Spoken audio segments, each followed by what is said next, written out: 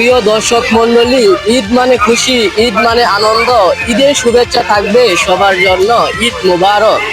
আম গাছে আম ধরে, জাম গাছে জাম। গাজীপুর জেলার শ্রীপুর উপজেলায় দক্ষিণ বাগনাহাটি আমার প্রিয় গ্রাম।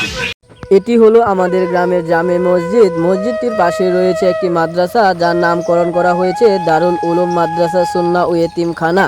সুস্থ দেহ সুন্দর মন, এলেম শিক্ষা খুব প্রয়োজন। তাই আপনার সন্তানকে এলেম শিক্ষায় শিক্ষিত করতে পাঠিয়ে দিবেন দারুল উলুম মাদ্রাসাতে।